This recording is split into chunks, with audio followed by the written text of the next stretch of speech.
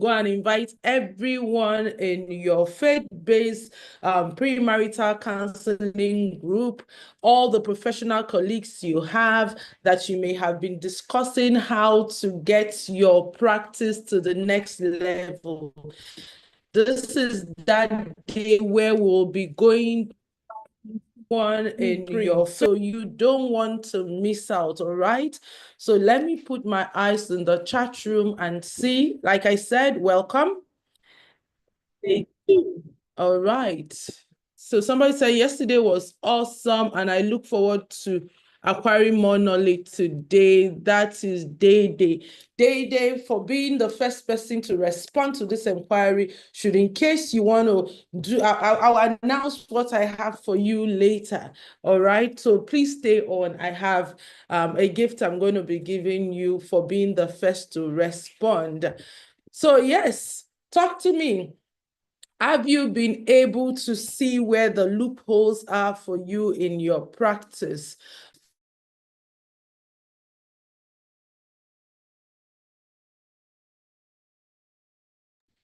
Sarah said, I learned that an unbeliever is not just a non-Christian, but any person that does not share the same beliefs. All right. Thank you, Sarah, for that. Come on, talk to me, people. So we didn't learn anything, or were you not here yesterday? Because if you don't articulate your learning, how do you know where to pile it up? I'm so excited to be here with us today because I did promise you that tonight we will be going into the cutting edge blueprint. What is that thing that will help transform your premarital practice?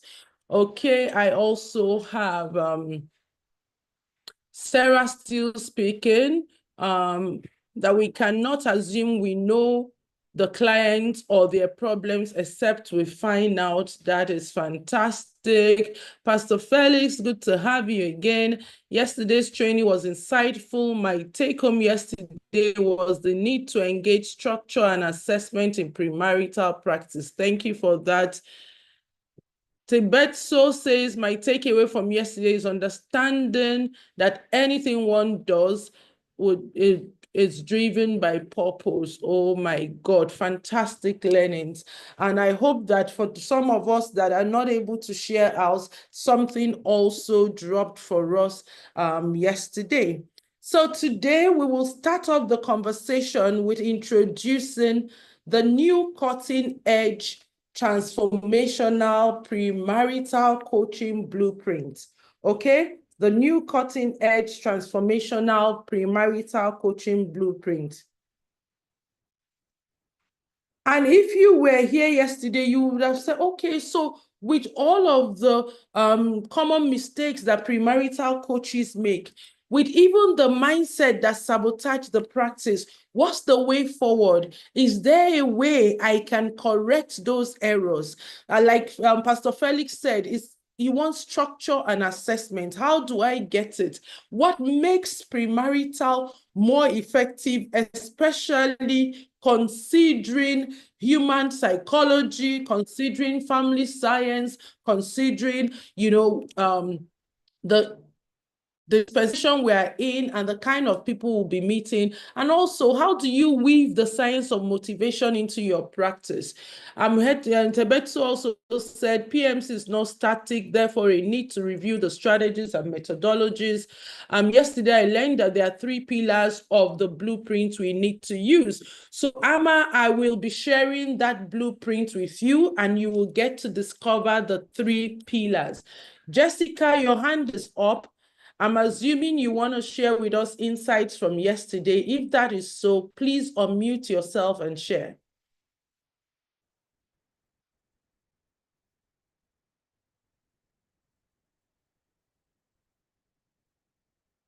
Jessica, okay, your hand is down. Okay, so just to introduce this blueprint, I'm going to be calling a fine gentleman to come and just tell us what's this blueprint about and how can this blueprint transform your premarital practice, starting with how it is transforming his, so that you're not just hearing, oh, Coach Dima is saying this. Let's hear from someone who has used this blueprint and who has been trained to use it. So Pastor Kule Bitayo, he's joining us from Dubai in the United Arab Emirates. So this is almost 10 p.m. his time.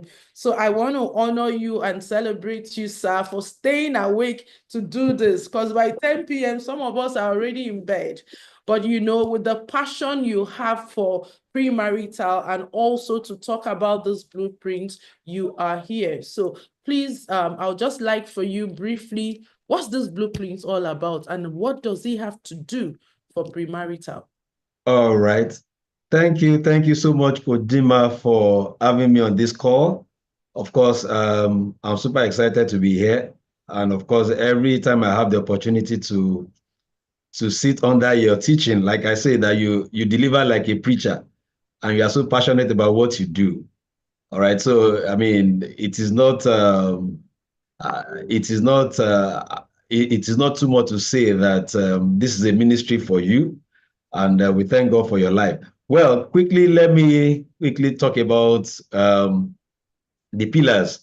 Well, for me, it's been a jolly ride since I came across these pillars on the platform of Start Your Marriage Rights Academy.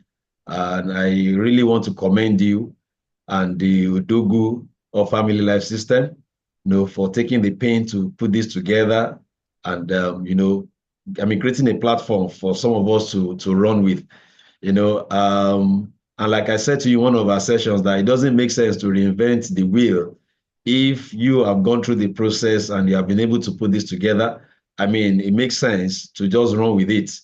I think it's Isaac Newton that said that we see farther when we stand on the shoulders of others. So I mean, the platform that you have created, the system that you have created, the pillars, they are just amazing. I mean, they are just amazing. I have not seen anything like this, and that is the truth. I'm not kidding you. I've not seen anything like this, because what you have been able to do is to, craft it, systematically, such that you make the journey easy for anyone.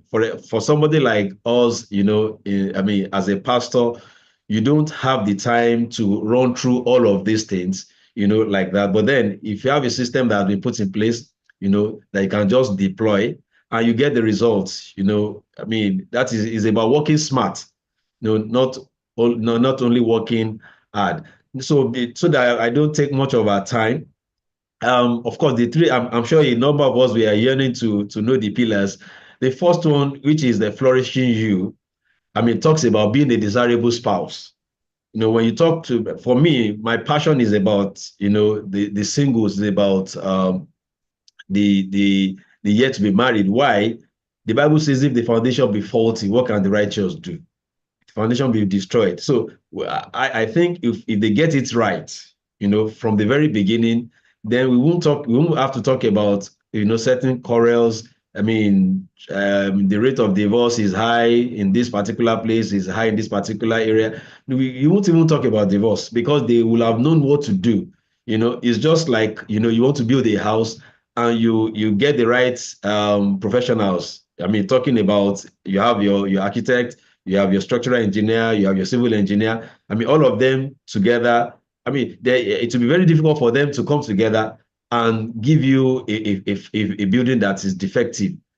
So we know from the onset that the materials are good, the foundation is solid, the professionals are, they know what they are doing, they're on top of their game. So you can be sure that the journey will be smooth. And that is what we have, through these pillars that has been deployed to us, by Kujima and our wonderful husband. Now, talking about flourishing you, as an individual, your desire is to be a desirable spouse. So this question of what are you bringing to the table does not even arise, because you are bringing value to the table from the onset. You know that you as an individual, you are the type of person anyone would want to settle with, anyone would want to do life with. So whether you're a man or you're a woman, you have what it takes, to be a desirable spouse. And that is what this system has been able to craft out systematically, for us as practitioners. Then you also talk about flourishing us. I mean, it takes two individuals that are flourishing to come together to flourish together. So it's not a case of, oh, somebody is injured and the other person is whole. So we are talking about two individuals that are whole, and you're able to do that because you have passed through the phase of the first phase. You, and as an individual, you are flourishing. So if you are flourishing as an individual, it takes you to attract your like. So when you're able to attract your like, you are building a team-centered, you have a team-centered mindset. You are working towards a common goal. You are able to align your belief. You're able to put things in perspective. Then there are certain things that you won't even talk about. There are certain things that won't even come to your table. Why? Because you'll have been able to take care of them from the very beginning. You know from the onset if it will work or it will not work. So you won't. There are certain things you won't even. That will never come to you as a concern at all. Why? Because you have already put you are putting a round peg in a round hole. Then the third one, I've spoken about the first pillar, which is flourishing you. The second pillar is flourishing us. Then the third pillar is our flourishing system. Now, when the two of you come together as a man and a wife, you are able to build a system together because you understand yourself. You know where you are going. So you are not gambling in any way. So, and when you talk about systems, I mean, like when I was being introduced, I live in Dubai, and this, if you want to see a system, a country that has systems in place, I mean, that is Dubai, that is UAE for you. There is no leakage, there's no income leakage. I mean, sometimes when I look at the country and I look at my dear country, Nigeria, I see a lot of waste. I see a lot of resources that are being wasted in my country. I see a lot of leakages. Why? Because there are no systems in place. And the same thing, if you're able to bring in such a mechanism into your family, that means there are certain things that you, for example, in a place like Dubai, they talk about security. The place is safe. Why? Because there are certain systems that are in place. So even if you want to steal, people are not, because everybody here they are born again. No, we've had cases where you leave your phone somewhere, you come back and you come and meet your phone there. Not because those people are born again. No, not because they don't want to steal, but they know that the moment to steal, there's a system in place that will pick you up. That, oh, this is the person that stole the phone. So you don't want to get yourself into trouble. So the best thing to do is just to leave the phone the way it is. So if you're able to create such systems in our family, you know that this is the way things run. For example, I mean, one of the things which I believe you're still going to, get to learn in the course of this is maybe financial system, for example. Now, in the family, there's this belief that some people believe that, oh, the man must be the one to own, to handle the finance, which is not absolutely correct. It depends on the one that has the expertise to manage the finance of the home. So if it's the woman that has the expertise, let her manage it. But the only way you will be able to identify that is when you have a system in place for that. So you will have discussed it, you will have been able to identify your strengths, your weaknesses, and all of that. Coach Jima, looks like I've overshot my time. I said I wanted to just take permission from you. Should I let me just go and sleep? I think you can just finish I know today. you've had a very busy week at the conference, but I also have another appointment after now. So maybe I should pause here so that I don't steal the show from you. But one thing I can assure as many of us that are on this call, you are just in the right place, and I can assure you, you've made the best decision by being here, and you need to take it further by taking this course. I don't have any regret. This has made life easy for me, and it's been on auto cruise since the time I enrolled, and I've not been able to come over it. So it's good that you are here. I want to encourage you. If you're still thinking about it, this is the best thing. This is the best gift you can give to yourself in this first half of the year. Before the first half of the year is over, make sure you enroll, and I can assure you will not regret it. You can come back and thank me later. God bless you. Thank so much, sir. We appreciate that. So I'm sure some of you were listening and you're like, what is he talking about? Yes, you got a sense of the pillars. Let me now help you drill deeper into what the blueprint is. And like he said, it just makes premarital easier for you. But don't just take my word for it. Let's go on a ride.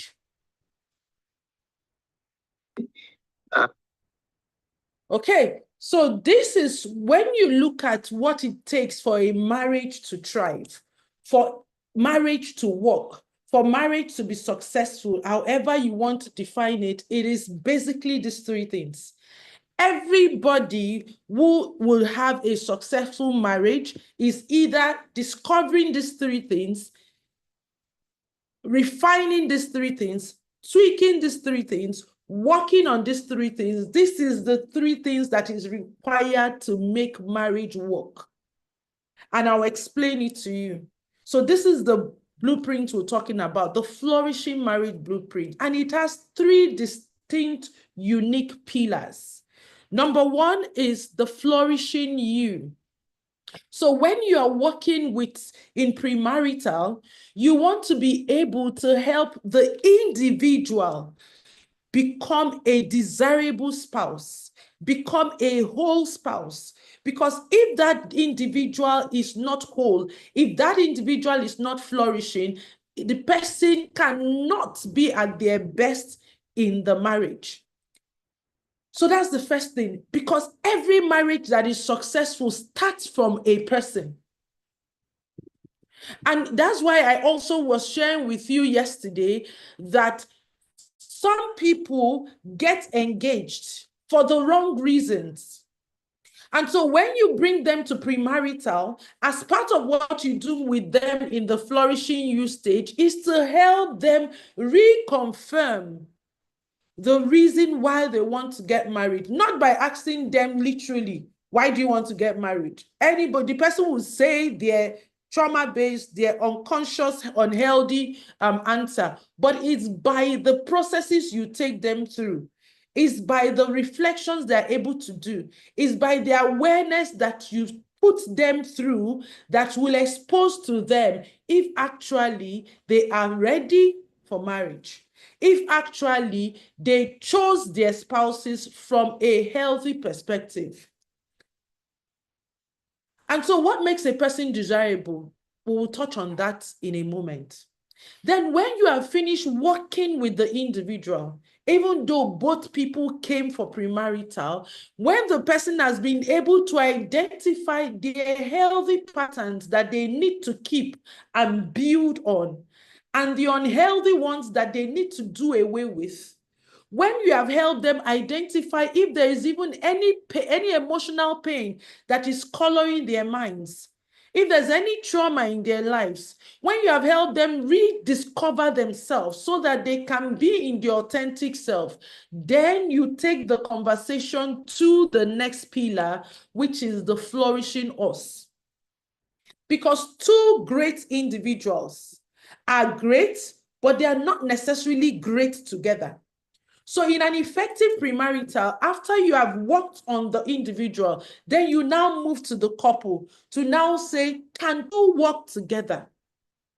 What is your marriage sustainability quotient? If you get married, what's the likelihood that this marriage will be sustainable? There are markers for doing that. And then you are able to check how they can build a team-centered mindset, and you help them build a team-centered mindset. I'll show you some of the things you are required to do with them so that you can get them from you to us. Then now, these two individuals have rediscovered themselves. They have reconnected to their identity. They are working on whatever unhealthy patterns. They have reaffirmed their commitment for this marriage. And you have now helped them build or started the process of building a team-centered mindset. You have opened their eyes to where they stand on the marriage sustainability scale, so that when they now know the gaps, they can begin now to fix the gaps. to strengthen their marriage sustainability. Or even sometimes when you are in that stage with them, they come to the realization that they are unable to make a compromise and they might decide to take a walk. And that is also a valid outcome. After you've gone through this process with them, now you begin to now help them co-create their flexible family systems. How are you going to do life together? Is a conversation for premarital. What's going to be your system for living, your finance, your different aspects of it? Because this is the reason, based on the research we've done at the academy, why many couples struggle in the first 5 years of their marriage. They are hit with the stress of alignment, with the stress of adjustment, with the stress of starting life together, having to make decisions on the go on a regular, and it's exhausting. But premarital is incomplete if you don't start them on the conversation. What's your methodology for doing this life you want to do together? Making them be proactive and intentional so that when they get into the marriage, they are not reacting and getting exhausted from stress and the drama and the chaos of, aligning their lives together. So those are the 3 pillars of the Flourishing Marriage Blueprint. I will now share with you how you can deploy it in premarital coaching.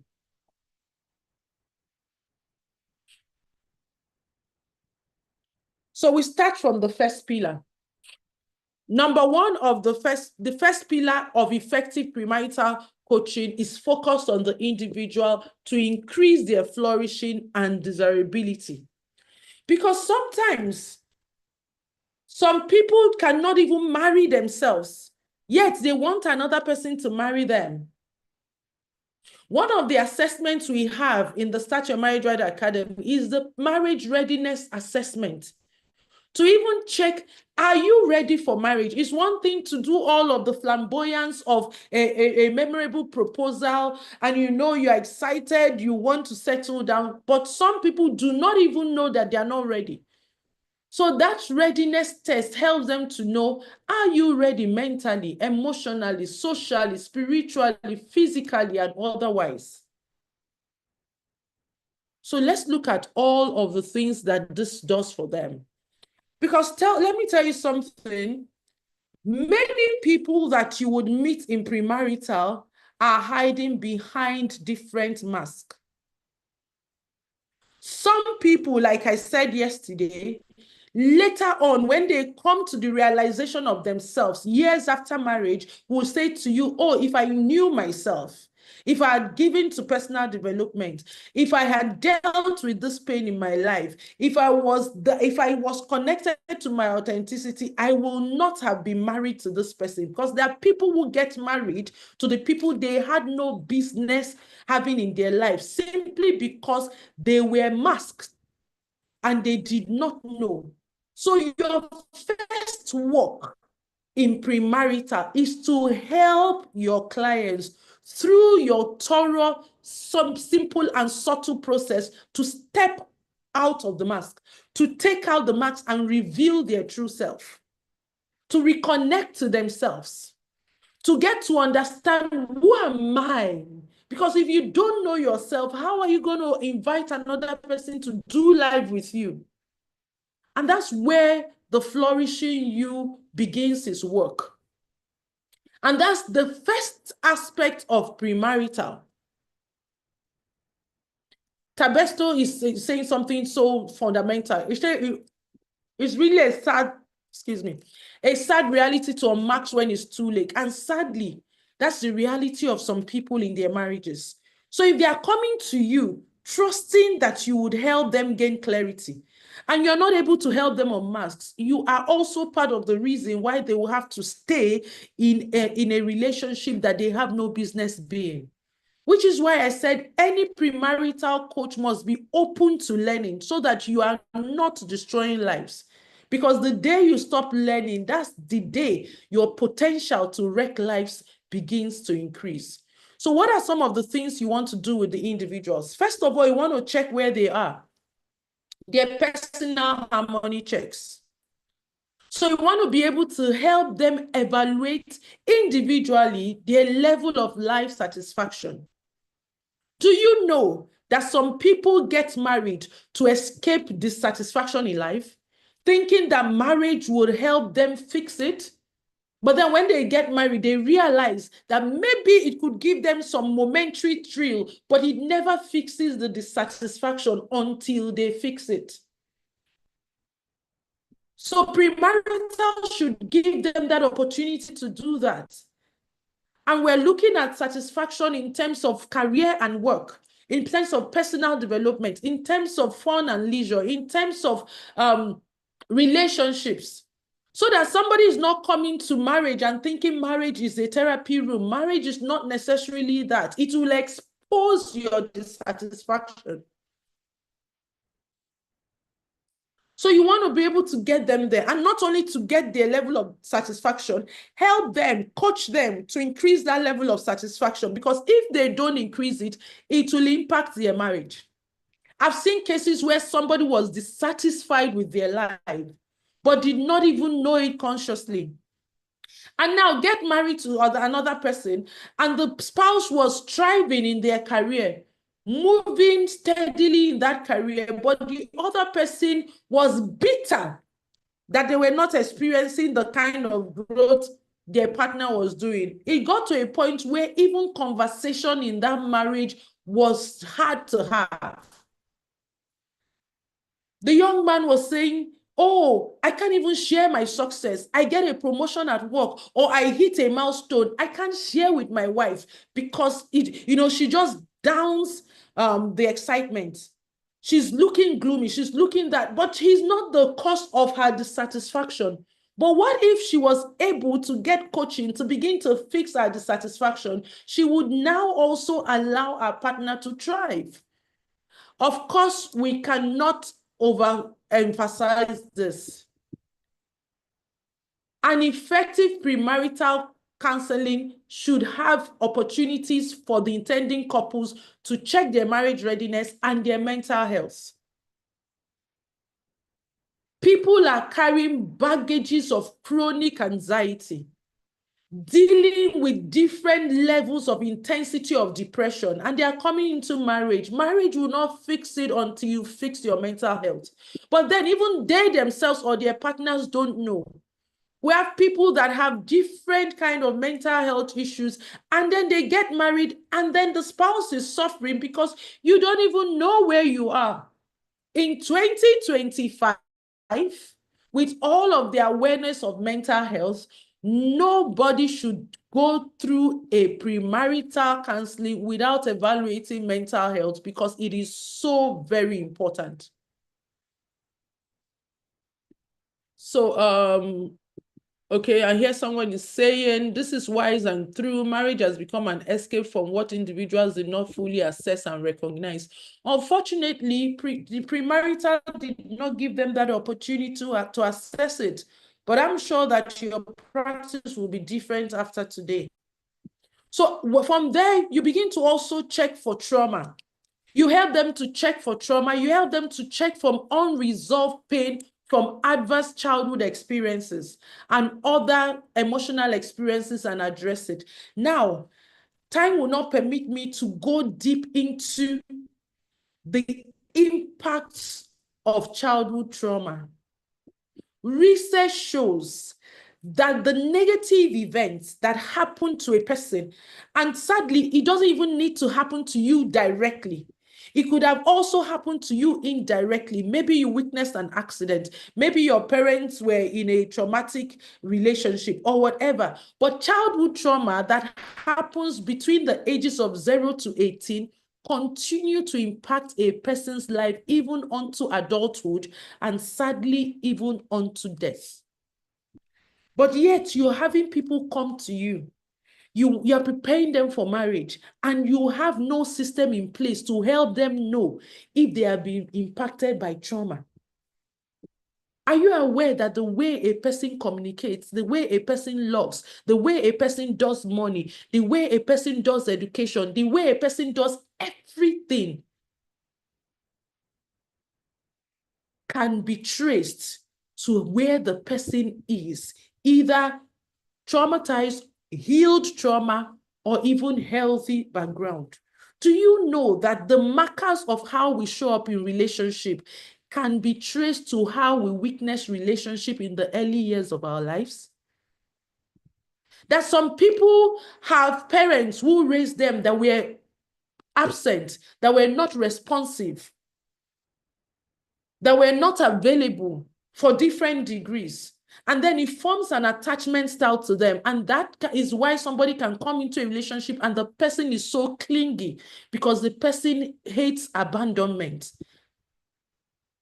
And there are people coming to you that are in clingy relationships because they're afraid of being alone. Meanwhile, the relationship is not healthy for them, or the relationship is not the best for them, but they don't want to do life alone. And so they stay in that trauma situation, but your premarital does not give them an opportunity to open their eyes.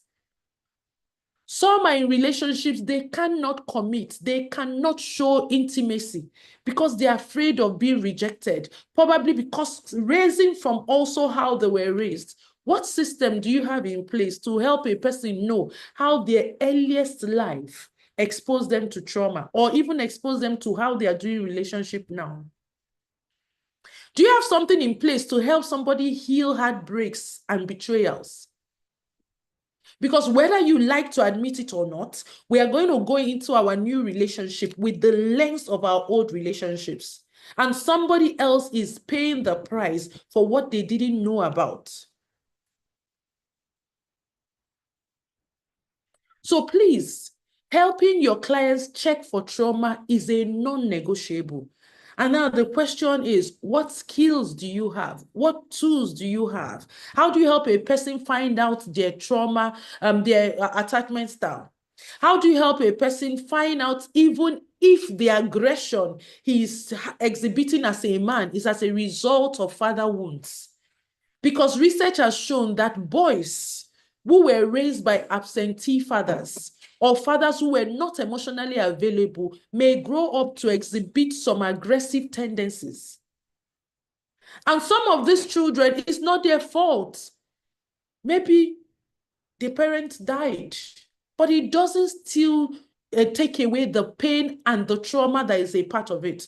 So you must be able to help somebody know why they act the way they do. And it goes back to tracing their history from when they were born till at the time that they met you. So trauma checking, and not only checking for trauma, having tools to help them heal, helping them heal their inner child that is wounded, helping them let go of bitterness and resentment are therapeutic processes that have to be embedded in premarital so that you are able to present a person that is whole. You are able to help the person reconnect to themselves and not just be one that is overburdened by pain and unable to express themselves because they don't find any safe space, or they don't even know that this is why they do the things that they do. So when you have identified that, you must have some psychotherapeutic tools that would help them heal. Then another very important personal harmony check that you should do in premarital is evaluating birth order influence, birth family influence on the individuals coming to you, such as their birth orders, their attachment style, and then address unhealthy patterns. Do you know that there are potential issues a firstborn child may likely have in a marriage if the person is unaware? Are you aware that a middle-born child has some characteristics that, if not checked, can sabotage a marriage?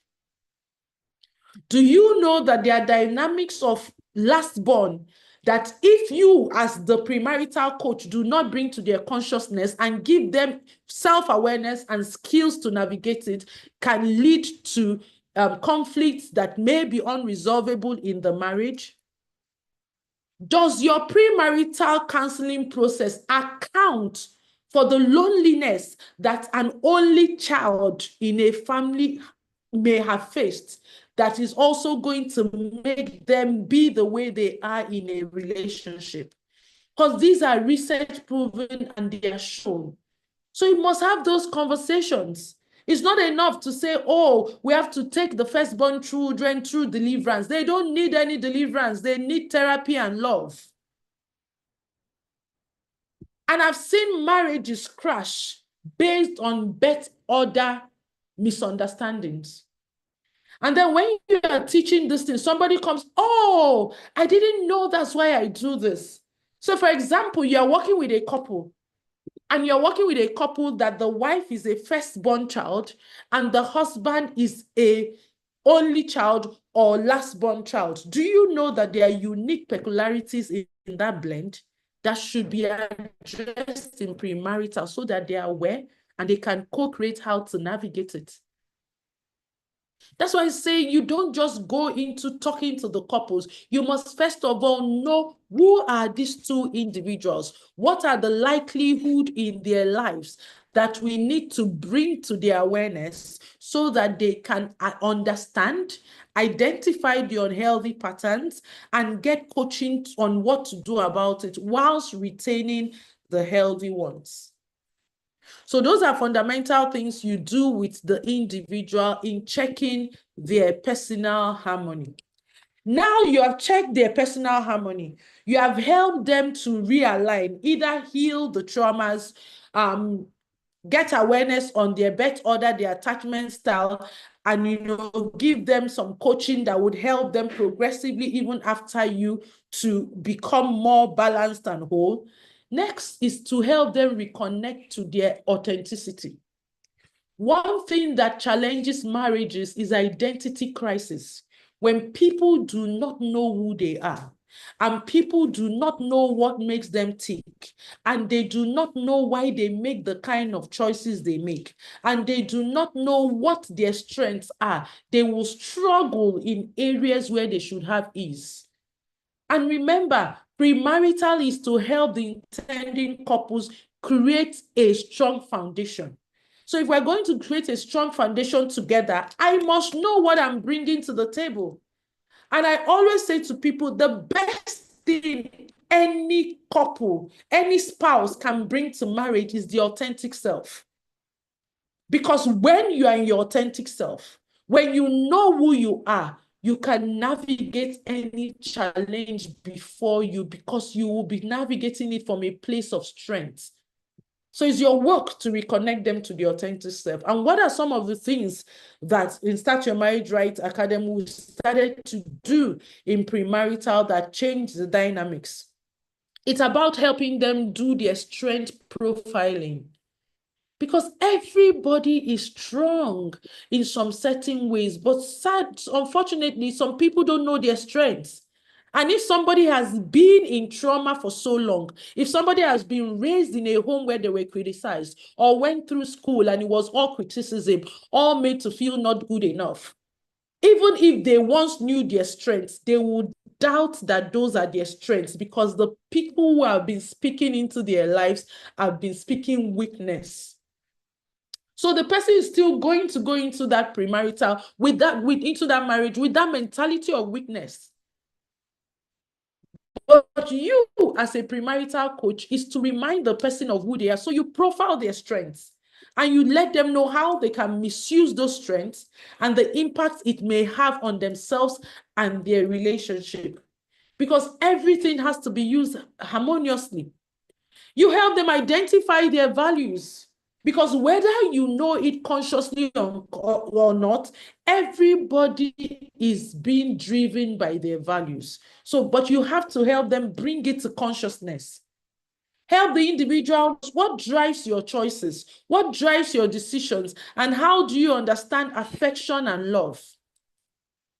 Because I tell you this, it will be tough to live in harmony with a partner you don't know what drives them.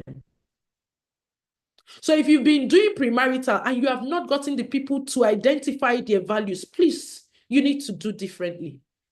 Because how do I live with a man if I don't know what drives him? If I don't know what makes him make the choices that he makes? We will be quarreling. We'll be having misunderstanding because I don't know why he's doing what he's doing. But if I know his values, I can honor the values and he can honor mine. But we have people living together who don't even know what drives their partners. And I tell you, it will be difficult to do life with that person. So that's why you must address values. So do you have a process in place to help them identify values? Because it's very important. And then when you've done this, you now help them design what we call your intimacy playbook. And I'll take a moment to just describe that. Intimacy, if you break it down, is what we would ordinarily call intimacy. But we like to break it down into intimacy so that you can get the meaning clearly. And just go on this journey with me. You're preparing people to get married. These two people are going to do life together. Intimacy is the meeting point of self-awareness, self-acceptance, and self-disclosure. Because some people will say, oh, I don't know my husband, or I don't know my wife. You can't know somebody unless the person is ready to reveal themselves to you. And if you want to do life with somebody, you are saying, I want you to know me. So that's why the intimacy playbook is a place where they bring together the things about them that maybe they've not even told anybody. Maybe nobody even knows about them. But you see where it is placed in the process. After they have healed, after they have come to a place of self-acceptance, then they are ready to share themselves. So you are getting them to talk about their strengths, their values, their dreams. You are getting them to talk about how they like to recharge, how they like to reconnect. You're getting them to be honest to talk about their communication styles. They're talking about their money styles. They're talking about their love language. They're talking about their apology language. So that somebody does not get offended in a relationship and you're just saying, sorry, sorry. Meanwhile, the way your partner wants to be apologized is by restitution. Then you come to your counselor and you say, but I was telling him sorry. I've apologized. I was telling him sorry. And the counselor will be like, madam, now, but he said sorry. It's because the counselor doesn't even also know that sorry is not a universal language. If I want genuine repentance, your sorry doesn't cut it for me. Somebody who wants restitution, sorry doesn't cut it. Somebody wants you admitting that you wronged them, sorry doesn't cut it.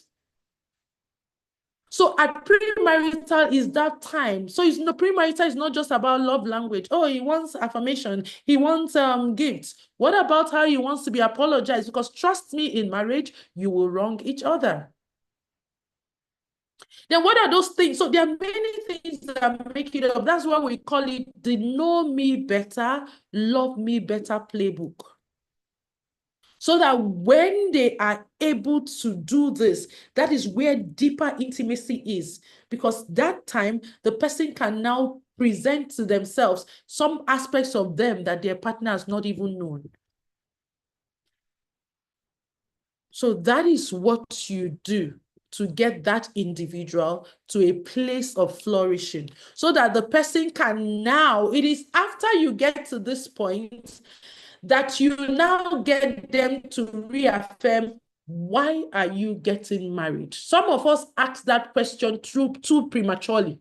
On the first time you are meeting the couples, your first experience with them, you're already asking them, why do you want to get married? Why do you want to get married to her? The person is going to give you the pseudo answer.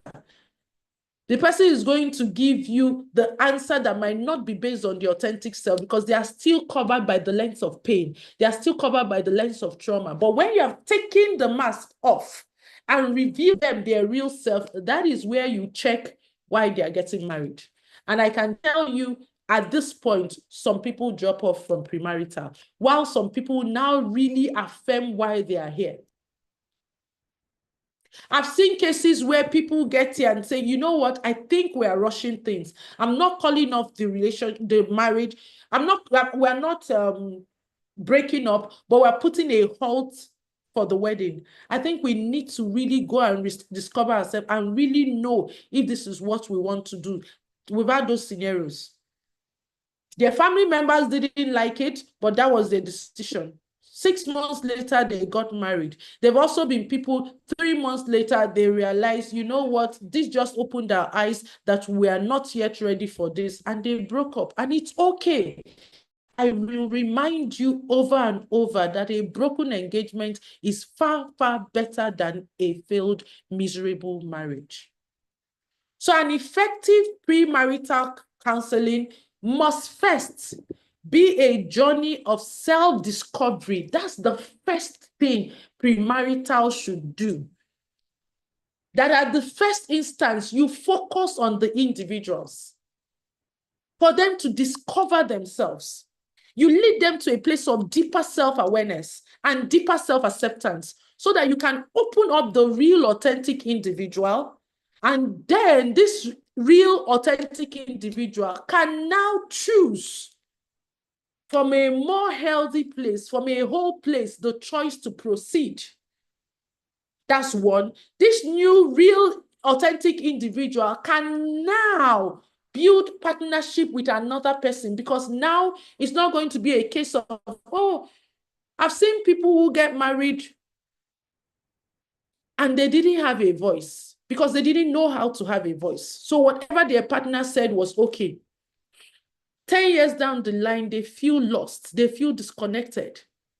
So I'm not saying that after working with the individuals in the premarital, they have to separate. No, they affirm why they are there. But one thing happens, they get their voice back so that they are able to speak up and not just swallow everything. So that they are able to partner with another person and not feel lost. So that they are able to take the lead in their offer of connection and sense of belonging. That's also what it does when you reveal the authentic person to them. So come to the chat room and let me know, what have you taken from this pillar 1? Do you think it is relevant for premarital? Which aspect of it do you think is what is lacking in your current process? Or which aspect of it do you think it is really, really very essential? My eyes are on the chat room, so let me read. Or if you want to speak, you can raise your virtual hand and I will call you in.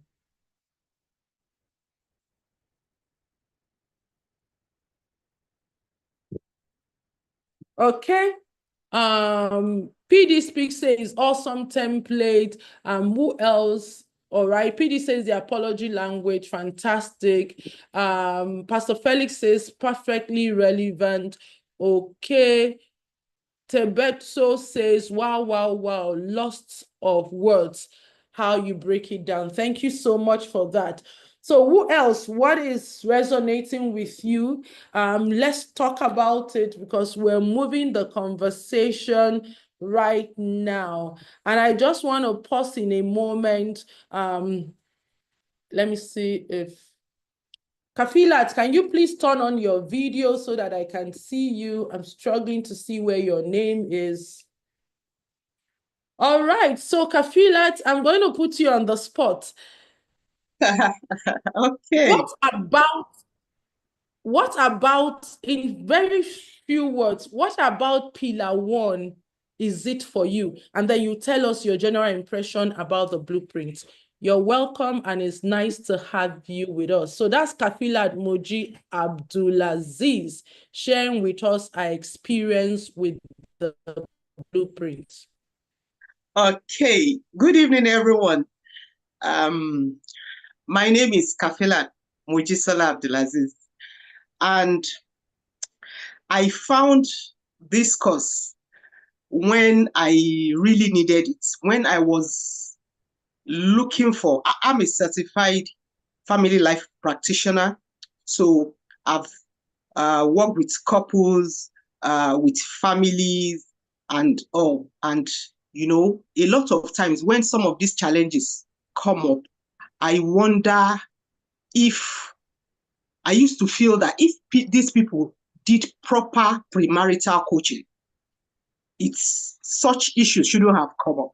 So I was really yearning for an effective blueprint, an effective template for premarital coaching when I stumbled upon Coach Dima's premarital coaching program. And as soon as I saw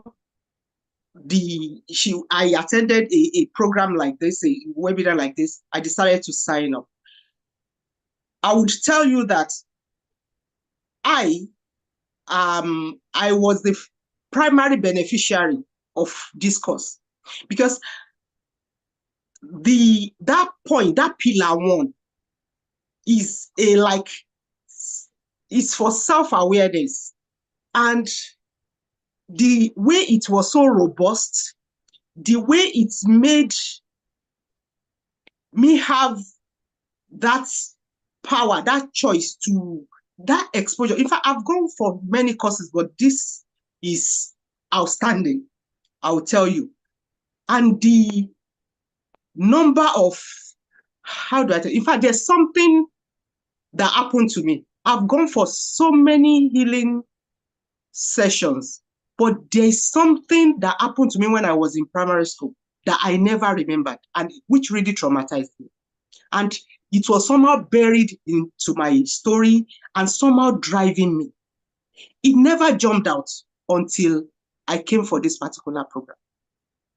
Honestly, I was somehow flooded emotionally while going through the program. But thank God, the program still has those healing processes there that you can go through on your own. Nobody is going to tell you anything. You will be guided. And you can get yourself stripped naked. See yourself the way you truly are. And see what is serving you and what is not serving you. And the parts that you can be able to heal yourself by yourself and become more self-aware. Self-aware and become your authentic self. And know when you are kind, this program will help you to know, are you really kind or you are people pleasing? You will know the difference and what is driving what decision or what part of your life. What is making you to think the way you are thinking? And it helps you to, know yourself better, that you now begin to know what to look out for in a spouse. Even though I've been married for over 22 years, in fact, it was an opportunity for me to redo my premarital counseling, even though I came to coach others. She made this program in a way that you, the coach, will be the first beneficiary. The pillar 1 is for every living soul, even though this program is crafted for premaritals, premarital coaches and everything, or people who want to get married. Even people who do not want to get married need to experience this pillar 1. It is the pillar that makes you to become a whole human being. A whole human being that you can have life satisfaction.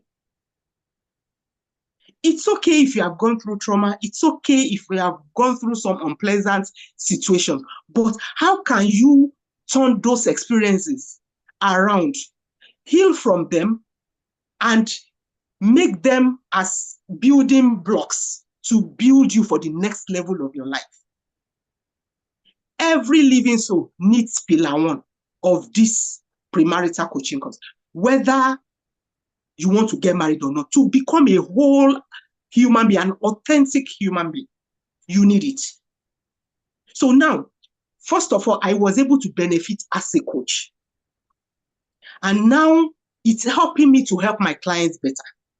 It's not one of those courses you go through and you are not going to start advising your clients. You see a lot of coaches who advise this, that, respect, love. You see everybody shouting respect, love. Do you understand? Do you realize that love, respect means different things to different people? And the beauty of this program is that you can work with anybody. When you become an expert of this framework, it's going to help you to be able to work with people from different generations. Like you can work with the Gen Z and, interact with them meaningfully, because this program is not like, gives you that autonomy, gives your client that autonomy to do what they want to do, to go inside and check who they are and decide how they want to recreate themselves. If they are wearing masks, it will help them to remove those masks and become their authentic self without you lording anything over them. It helps them to express themselves in a very healthy way, such that, because there is a way you can be relating to your clients, and because you cannot, you don't have that robust knowledge for them to relate with you, it becomes difficult for them to assimilate or learn whatever from you. But this course is taking different generations into account and speaking to everybody's pain points, no matter what. Because you are going to strip yourself naked, check yourself, and decide what you want to do and make healthy choices. And to top it all, being a Muslim, everything in this course is just pointing to one scripture or the other in the Quran. And I don't know who you are as a coach, whether you are a Muslim cleric, you are a pastor, or you are just a professional premarital coach. You may be reading this scripture and you are giving a wrong interpretation, or you don't even know how it speaks to a particular situation. When you broaden your knowledge, you will understand that God has taken care of everything, every aspect, everything you need, every law he has made is for our maximum benefit. Except you don't understand, or you don't have knowledge to interpret it or to find expression in it. This course is for everybody, every living soul, especially that pillar one. And you know what? After I took the course as a coach, as soon as my daughter was graduating from the university, as soon as she was submitting her project, I signed her up for the Pillar 1 course, because you can't be a human being and not have gone through Pillar 1. Marriage or no marriage, a wholesome human being must experience this Pillar 1. So if you are here on this call, try your best to gift yourself this course and then thank me later. Thank you for listening. Thank you, Kafilat, for that. And yes, like she rightly said, immediately I say, leave this girl, let her rest after exam. She said, no, Coach D, she has to. And the daughter has also gone through the class. Now, not the coach training class, the class for the participants. So thank you so much, Kafilat. So we listened to a pastor share his experience. Now Kafilat is coming from a Muslim background, and yet the course was effective for her, because once there are research-backed methodologies and tools, they are universal and can be deployed to any human being from any race, any religion, or creed. So let's move on the conversation to Pillar 2. All right, so I'm here, I'm reading what we're saying. Pillar 1 is very essential. Every marriage thrives on it. Okay, so are you curious about Pillar 2? If you are, come to the chat room and say yes. If we have done all of this for them in Pillar 1, what are we going to do in Pillar 2? Who is curious to know what's happening in Pillar 2? So Pillar 2 is that point where you now help these two human beings who have healed from pain, who have reconnected to the authentic self, to now even check, can two work together? So let's see how we can weave that into a methodology and not just a quote. Can our marriage survive if we marry? What are the markers for survivability of a marriage? Here is where you begin to check it. So I see, okay, a couple of yeses, so let's go. So building a team-centered mindset, what does it entail? Like we did for the personal, you have to also check the team harmony. Do you know that two people can be getting married, but they don't have the same belief about what a marriage is? We had a case that was brought to us where a man cheated and the wife was very sad. She was very disconnected, and they were a Christian couple. And the woman said he vowed, and we agreed on monogamy. And the husband said, yes, I did monogamy. And we're like, but you have a side chick. He said, monogamy is one man, one wife. No, one man, one wife, yeah? And so he didn't marry the side chick. He has only one wife. So he did not violate monogamy. But in the woman's mind, monogamy was one man, one woman.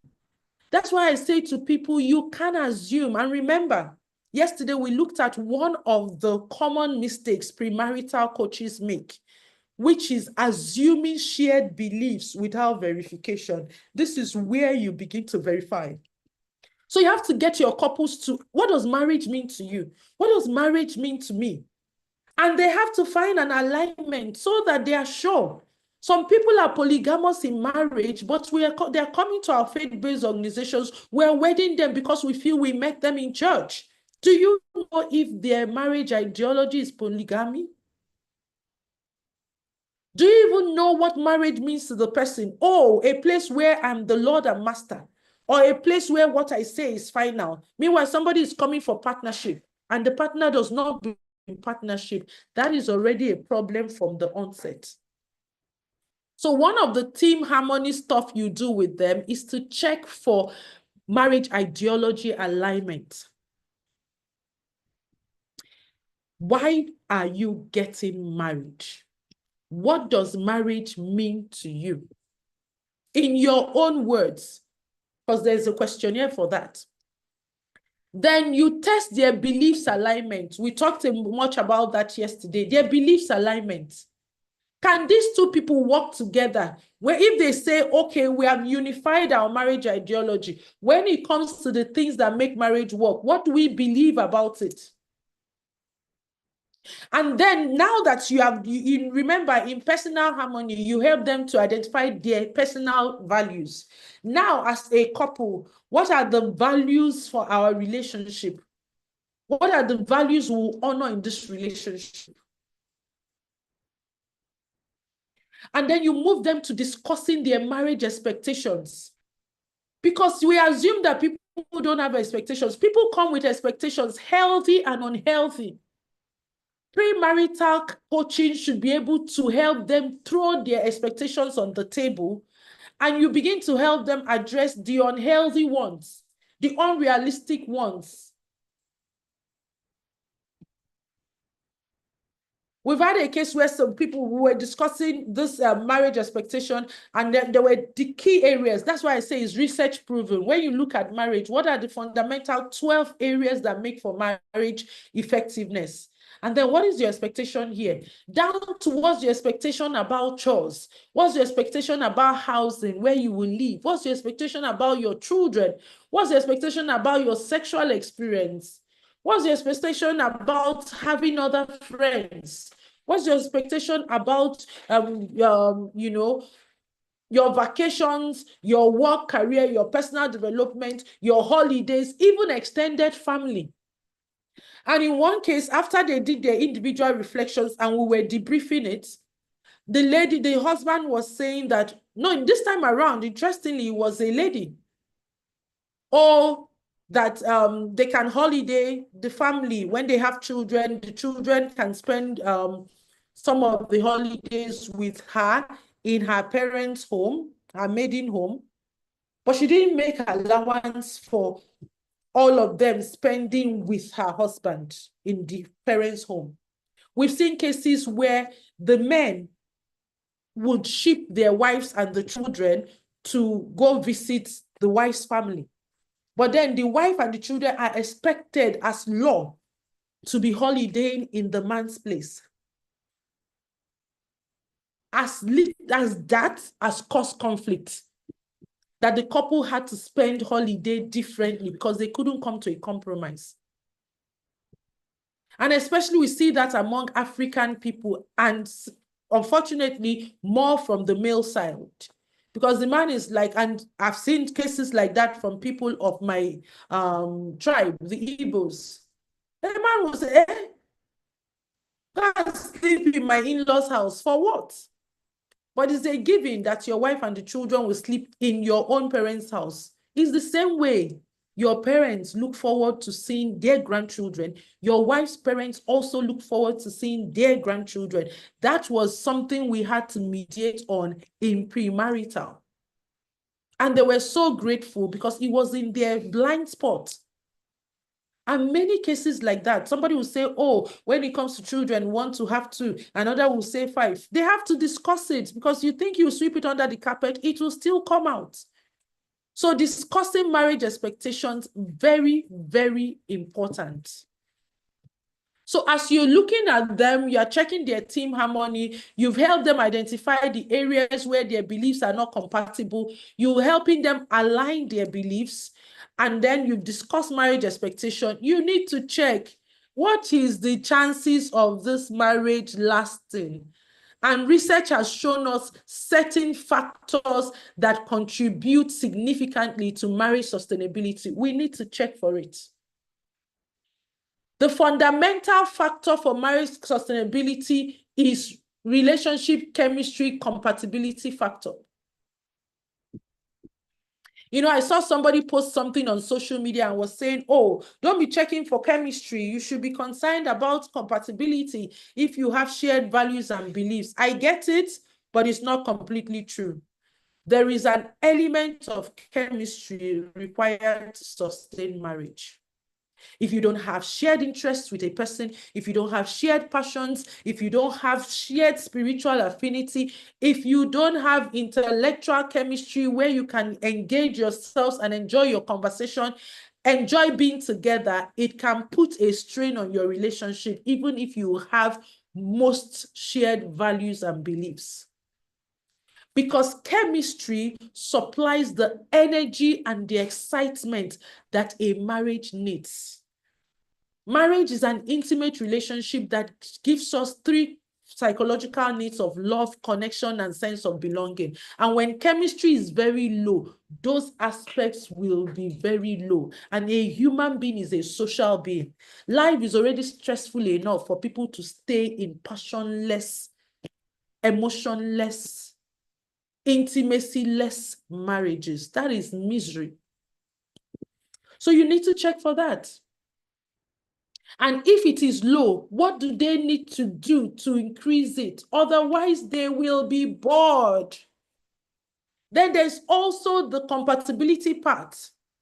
How does their values, their beliefs align? How does their life priorities and choices align? Because that's compatibility. So compatibility brings the ease of doing life together. So are we going to say we should throw away energy, throw away excitement, and only do ease? We will be bored. Even that life of shared values and beliefs will not sustain you.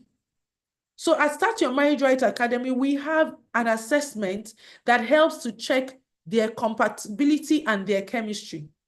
And they get their results to know whether are you in low chemistry or moderate chemistry or high chemistry, are you in low compatibility, moderate compatibility, or high compatibility, and there are recommendations of what you need that your trained coach can take you as the premarital person, because that has been shown to be the foundation of marriage sustainability. That's one. Secondly, you need to help them check their medical compatibilities. Do you know people have suffered emotional distress simply because they did not know the medical implication of the rhesus factor to know whether they have the positive or the negative protein in their blood? And it doesn't show up from first pregnancy. But if they're incompatible and they don't know, from subsequent pregnancies, it is just depression, anxiety, because they are more susceptible to abortions and the baby aborting and many other things. And it has even broken some marriages. Because of that emotional distress, they got disconnected. This one was grieving on his own. That one was grieving on his own. But they did premarital with you. So medical compatibility test is beyond, what's their genotype? What's their blood group? Resource factor is also part of it. And many other tests that you should be able to do with them. That's why I said that premarital is not just based on interest. It's not just based on your length of marriage. It is a professional work that requires professional expertise.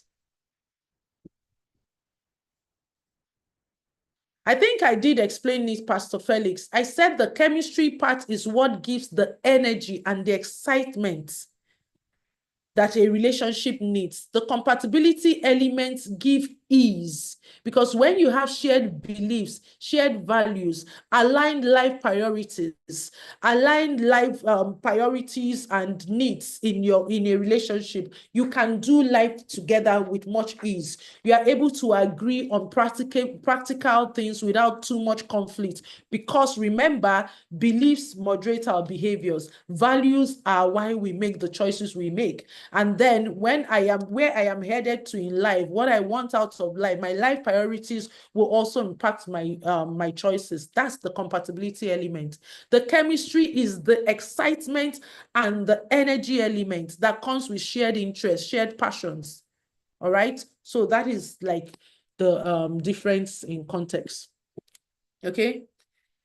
All right. So what else do they need to know? So you see why it's important that that is done. Then what else is a sustainability factor for marriage? It's the submission factor. So how do you introduce submission to your clients in premarital? At the Academy, we designed the 5-fold dimension of submission, where submission starts first, from submission to the supreme being, submission to yourself, your personal mission. Because if a man is insecure, if a man does not even understand himself, have a sense of direction, he will struggle with submission, and he will be demanding submission in an unhealthy way. Then, of course, a shared mission. So submission is critical in marriage, but it is how it is introduced. And it is a vital ingredient for sustainability. Then the friendship factor. You need to help check where they are on friendship, because friendship is the glue that keeps marriage. Friendship is what makes quarrels dissolve easier. So friendship factor, and not just checking where they are on friendship, helping them with skills that can help to grow friendship. And of course, communication. You check out how they currently communicate, if it's working for them, and then you teach them how to communicate effectively. And remember, they have to practice it. And the big conflict repair strategies. One of the exercises we do in our premarital, that if you get the blueprint, if you get trained to use the blueprint, you understand how to do it, is helping them review their last argument or their most significant argument. So there are a series of questions so that they understand, why did I react the way I did? What about this, did that? And that's also a template that we give to them that they use in reviewing their quarrels when they have a quarrel.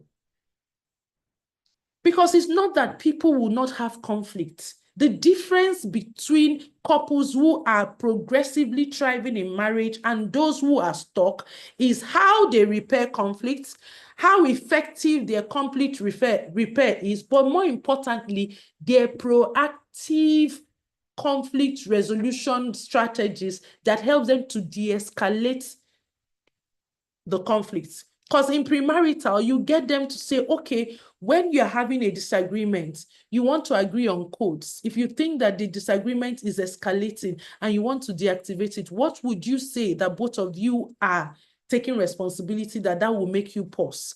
Because many times people say things when they're quarreling that they later regret. So that's one of the things. And research has shown that how a couple quarrel can, to a very large extent, predict if that relationship has potentials for heading to divorce, especially the kind of words they say to themselves when the argument is heated. All right. So what else? What else do we need to do with them? So many things to do with them, but that is just basically that. So as we did with the first pillar, this second pillar, an effective PMC must highlight the incompatibilities in the intending couple's life priorities, their beliefs, and their values, and provide them with opportunities for alignment. You must give them frameworks for practicing relationship building skills. For example, conflict resolution. So that's what the pillar 2 does. Checking them on their team-centeredness, helping them to check their marriage sustainability, finding out the gaps, and also giving them the tools that can help them to improve on it. So please come to the chat room. Tell me, what about pillar 2 was outstanding for you? What about pillar 2 was outstanding for you? What's somebody saying? Talk to me. Okay, I've not seen anyone tell me what pillar 2 was for you. Is there an aspect you think is really very important? Because I need us to quickly go to pillar 3. Pillar 3 in a bit. So we've looked at pillar 1, the flourishing person. We've looked at pillar 2. We will look at pillar 3 in a bit. So when you have gotten them to increase their desirability, they are now at a place where they are building their team-centeredness. It is now time for them to be methodologists. Juma, please, can you turn on your video? Been sending you a request to turn on your video if you can hear me. Tebatso says, taking the couple understanding what marriage is. All right. So welcome. There's a lot about the teach work check, but for me, it's unraveling their beliefs and values. Oh, fantastic. That's a very, very core area. So welcome, Junwo. Junwo, I'm going to put you on the spot. Tell to us, what about pillar 2 is the game changer for you? And then give us your general impression how this framework and blueprint is impacting the work you do in premarital and marital.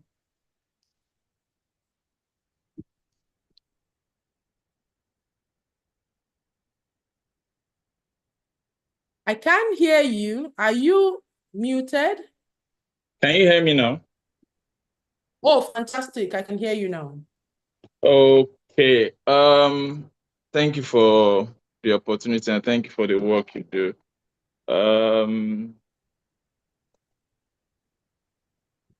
If I may just, I don't know how many minutes I have, but let me just share something that probably understood. 2 minutes. I have 2 minutes. Two Okay. to, oh, yeah, I can give you 3 minutes, but try to wrap.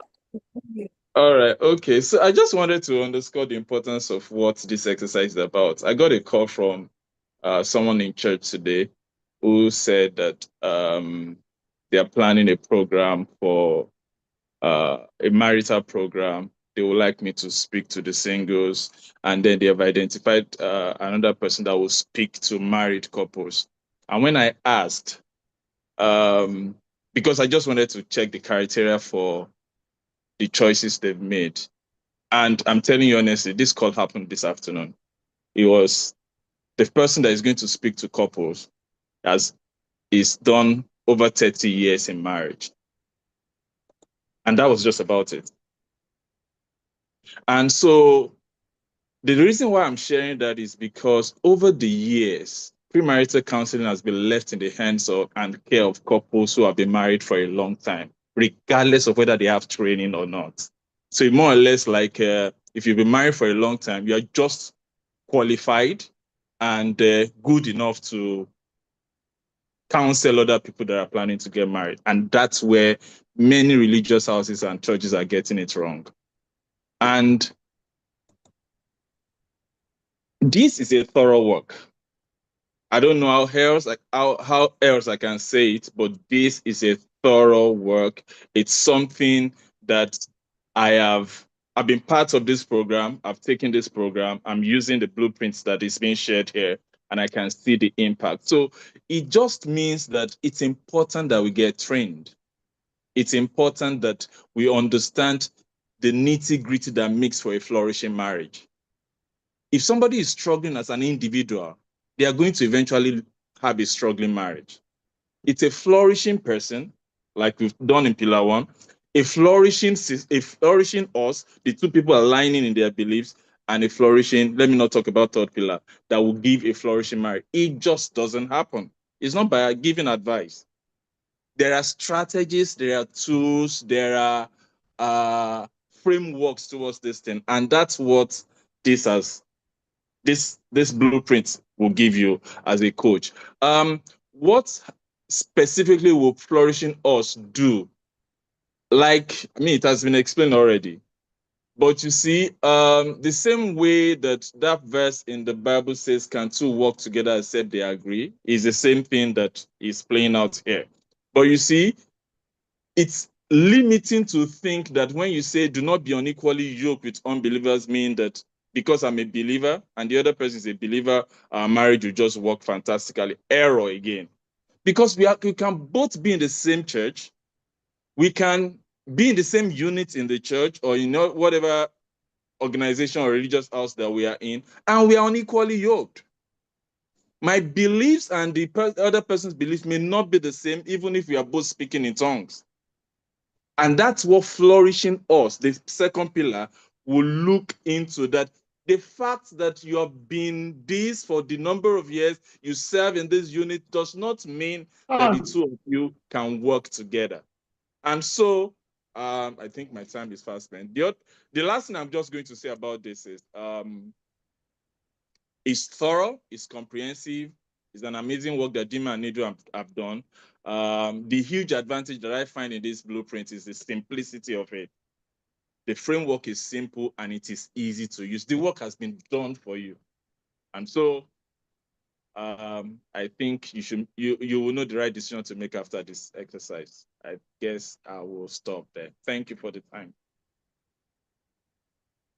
Thank you so much, Junwo, for that.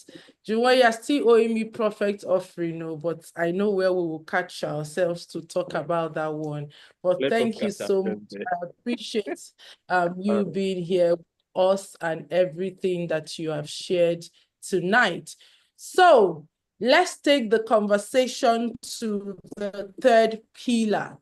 And like I did share with you yesterday, I will not be the one. Oh, I didn't even talk about this. Many things to talk about too, but maybe let's go to third pillar. Just know that your part of the things you do with the couple is to help them to have hot conversations. People are not trained to have hot conversations. So part of what we do in Flourishing Us is also they talk about their relationship turn-offs, their deal breakers, and we get them to create their own, map their own happy. But let's quickly take the conversation to the third pillar so that we can begin to tie this in. Trust me, there is a lot that you can gain from this blueprint. So just join me and welcome your Dogo of Family Systems, who will be taking us through pillar 3. Okay.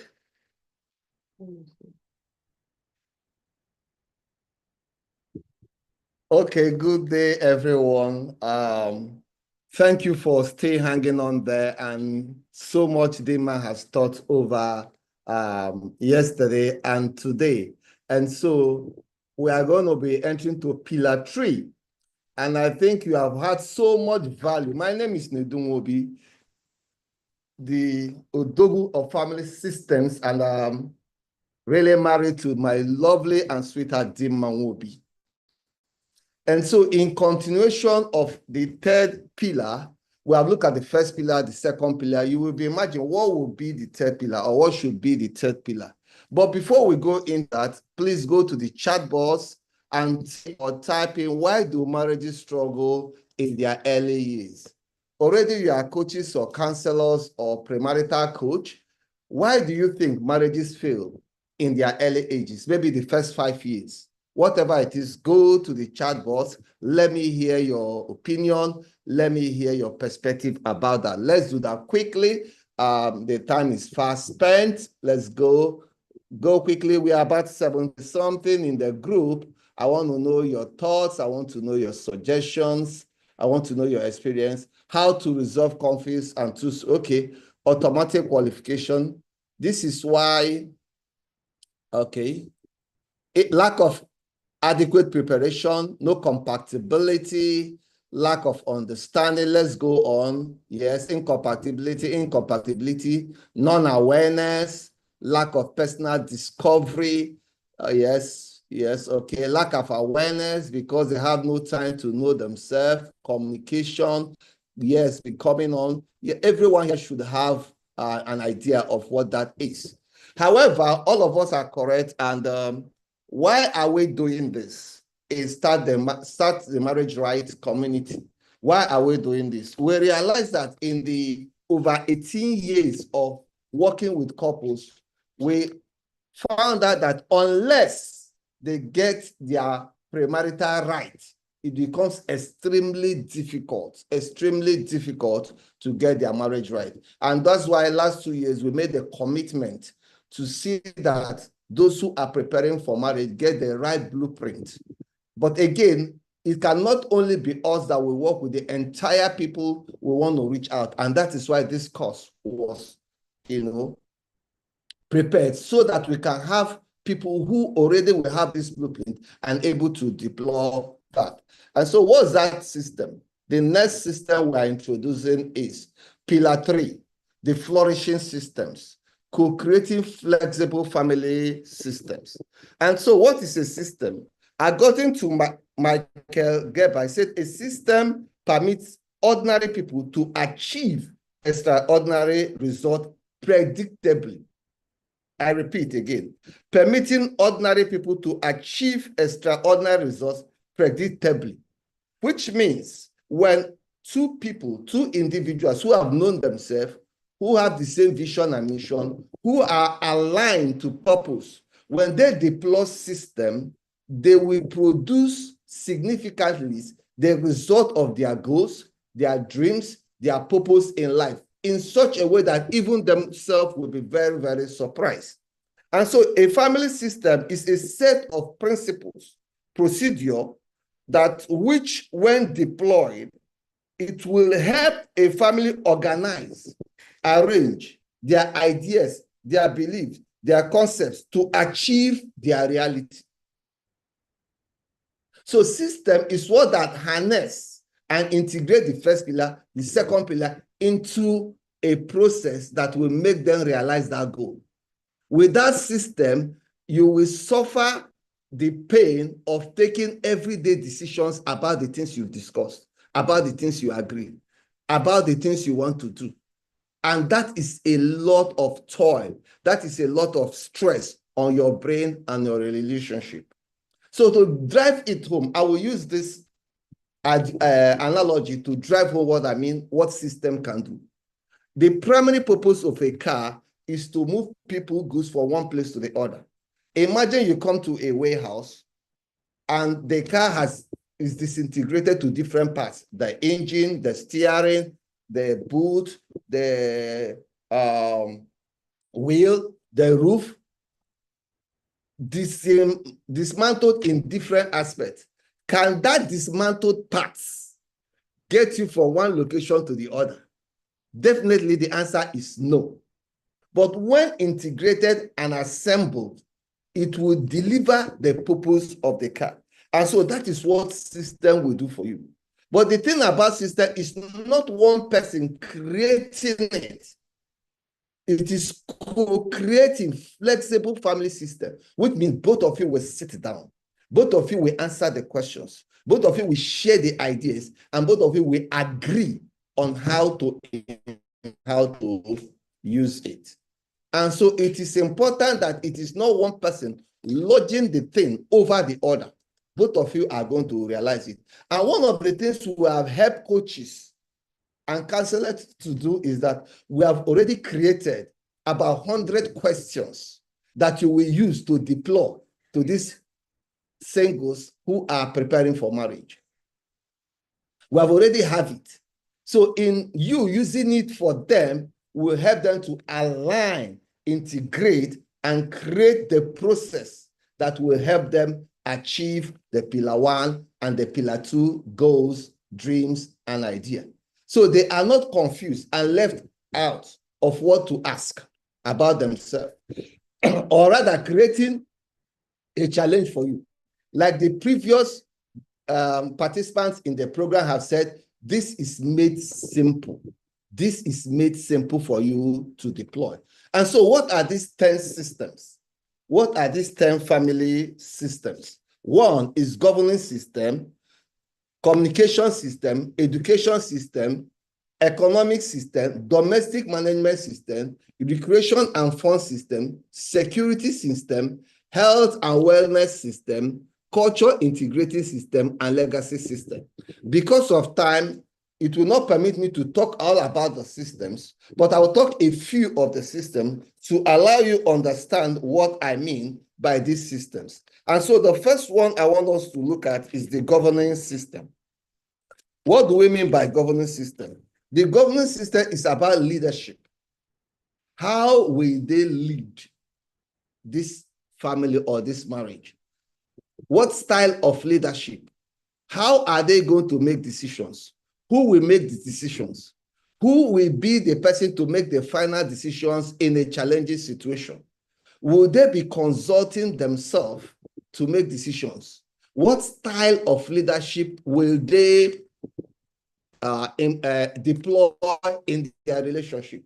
It's not enough to say a man is the leader, or enough to say, I will lead the way my family led my mother, the way my father led my mother. You are two different individuals raised from two different distinct families. Therefore, what leadership means to both of you will be completely different. So what will be the agreement concerning how you will deploy direction for this marriage? That is what the leadership and the governance system will agree. Who will lead in certain aspects? Remember, any person coming to the relationship has already a lot of experience, skills, competence. Who will be in charge of leading the family in certain aspects? You have to agree on it.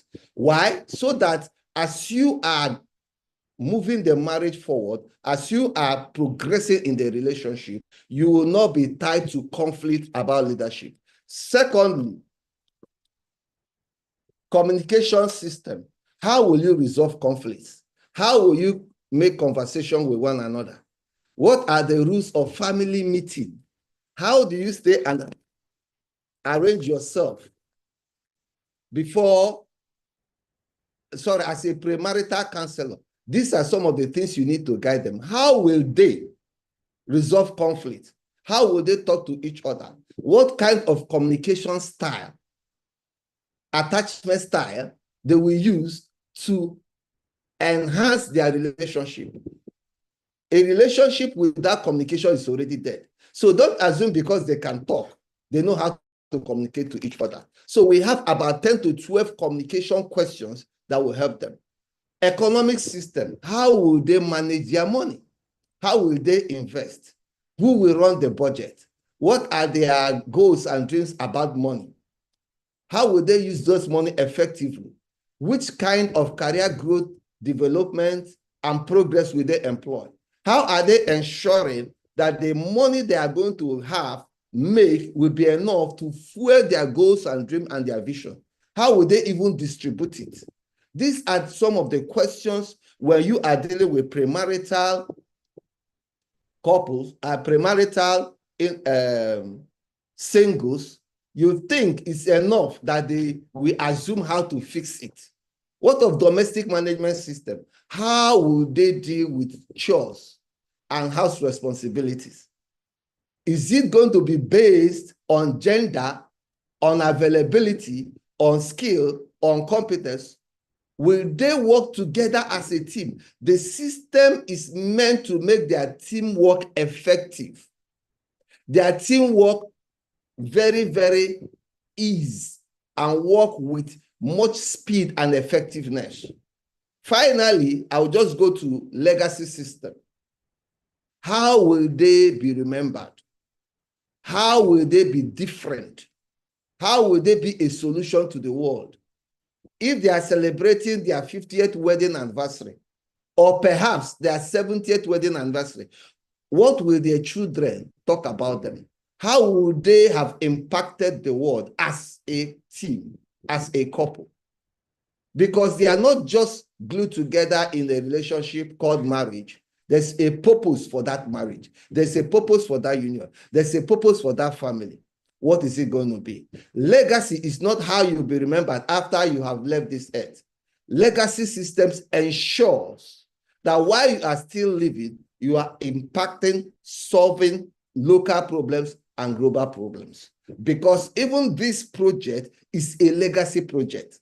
It is a dream of Dima and Nedunwobi on how we are going to help families, especially premarital, to ensure they set the right foundation, the right blueprint that will guarantee a flourishing and happy marriage. And we have put in this, and we have been running with it, and God so kind, it has been working. The testimonies are amazing. People are subscribing to be taught the system, and they are deploying it, and massively the movement is moving.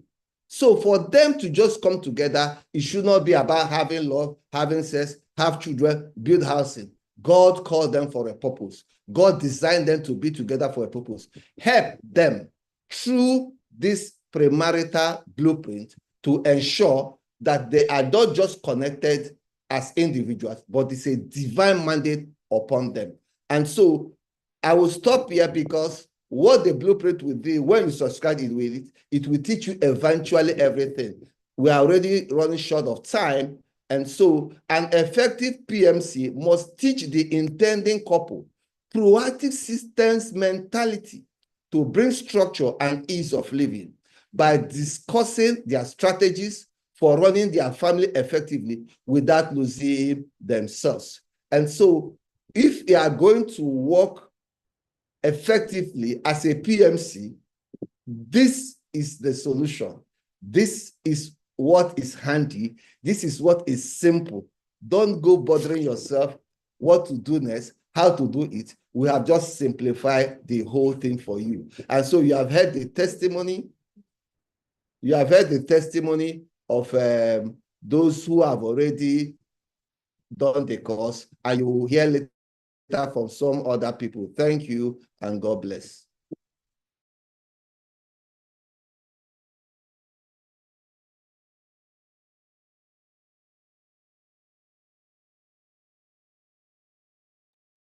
All right, thank you, everyone. And so I guess this is the point where we review our premarital, because I'm really running not to keep you.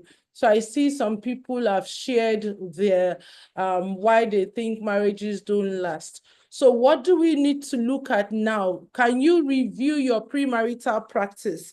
And these are the 4 areas I want you to do. Look at how you embody a coaching presence. Do you think that you have the skills to give a safe space to your clients when they come? Do you have assessment tools and techniques that help to improve individual wholeness of your participants so that you can increase their personal harmony and flourishing? What assessment tools and techniques do you use in your PMC to improve mutual alignment of the intending couple? And finally, what techniques do you use in your PMC to support the participants to design their strategies for doing life together that will give them more structure and more ease? Quickly, I'm going to come and tell us about the structures that you are deploying, the assessment tools that you're using in your practice. Is Yin Layefa there, please? Can you turn on your video quickly?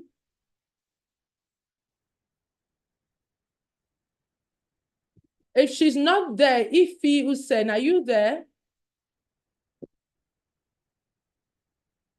Okay, thank you, Layefa. So we've been talking about flourishing you, flourishing us, flourishing systems. Do you think this should be thrown to the bin? Or from your own experience, is it relevant for premarital so that I can go and sit down and you finish the work for us? Good evening, everybody. Am I audible? Can you hear me? Yes, I can hear you clearly. Can you hear me? I can hear you clearly. Please go ahead. Oh, okay. Thank you, Dima and Coach Dedu, for this amazing project. This, for me, is a lifesaver. We've talked about flourishing you, flourishing us, and then the flourishing systems, I would say that taking this course back then for me was a show of love for myself. It was a response to purpose and my deep passion to see humanity and marriages flourish. And prior to them, I would say there's what I call a pain in the neck as a premarital counselor or as a therapist, in any field. There's this pain in the neck, the pain of not when couple or clients come to you, you don't know what to do, you don't know where to start, you don't know what to deploy. How do I go about telling these people how to sign them? Or it was a pain in the neck. But for me, this program was the medicine and the cure for that pain in the neck. I cannot overemphasize my love for this program. That is the Done for You, as in the Done for You. It took off, the pain, it took off the stress, it took off the where do I start from, what assessments do I deploy, and all of that. So I want to say that if you know that you are called or you have a passion to help people in this field, in this area, you would be doing yourself a whole lot of good. You'll be doing yourself service. You'll be doing God service. You'll be doing humanity service to take this course and sit with it till the very end. There's a saying that says, "Oh, physician, heal thyself." Now, this course will do that for you also. So it will first of all overhaul you, repackage you, remold you, and then use you to help humanity flourish. Now, we have this flourishing system that Coach Nedun just talked about. He asked initially, what are some of the things that make marriages, to fail, to fall? Structures brings orderliness. Structures will take care of chaos. Structures will help to give life meaning. And so if we have flourishing you, flourishing me, flourishing us, and we don't have systems in place, we're still going to be a problem of some sort. So I will encourage you, if you are here, please don't just sign up for yourself. If you can't, sign up for some other friend, sign up for somebody that has the passion and has the desire to do this, so that we all can go to the field, to help save humanity and cut down drastically the divorce statistics, because I believe that is what we are called to do. So please stay with us here. Don't go, stay with us here, and let's do this together. Let's save humanity, let's save lives, and let's save our world for God. Thank you.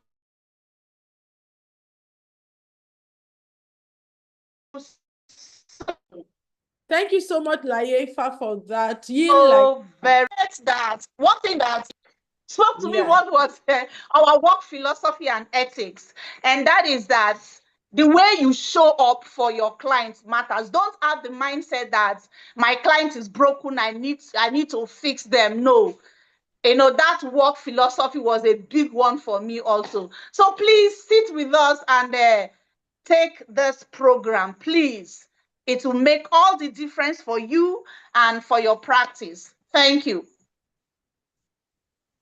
Thank you so much, Yin Layefa, for that. If you send, are you there? I tried to call you earlier. Please let me know if you're there so that I can bring you up. Ify, please unmute, turn on your video. All right, I can see you looking pretty. They're not going to say we were just coming back from Benin yesterday. All right, so Ify, over to you. You are right now going to tell us in 2 minutes, what about the Flourishing Marriage Blueprint and the training was it for you? Okay, good evening, everyone, and thank you all for being here yesterday and today. I'm excited to see the large number, and I hope and pray that it won't just end today, but that you're able to carry on forward into actually going for the program so that you would benefit from it. I don't want to go into all that has been said already. A lot has been said about the flourishing you, the flourishing us, and then even this.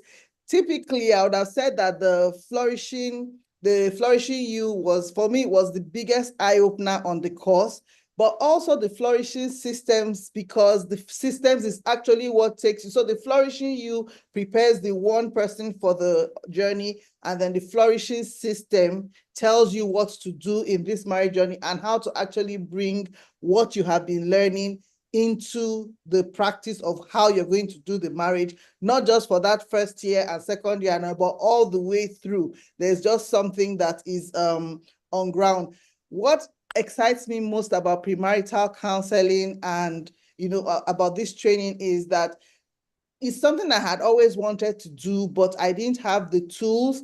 I knew I had gone through premarital counseling and I knew that it wasn't as effective as it should be. That's just the truth, and it was once I went through this program, it's like you immediately get the tools to use. It's not like you have to, it's not like you have to start thinking, okay, how do I structure this? How do I put everything in place? Everything is given to you, number one, but it's also so real and so relatable, and you can see, even as you're learning it, that this is what you need, that it is effective for everyone, even without, if you go through this training, even if you're not trained doing premarital counseling for people, each one standalone would also help you in your individual practices, even if it is not a premarital counseling session that you're having with a couple. And so I've really found it helpful in every area. And I think that if you also sign up for it, you're going to find it helpful. If you're a beginner, like I was when I started my training, that's another thing. If you're a beginner, you're not going to be looking for how to develop a model. This is already done for you and it is relatable to you. Going through it alone is preparation enough for you to start. Immediately I finished the training, it wasn't up to 2 weeks, I signed up the first couple for it. And so it's something that gives you the tools you need to start up immediately. So even as you have all come in, you've listened, and I just want to encourage you to take the next step. Take the next step and sign up for it so that you will be, it gives you confidence.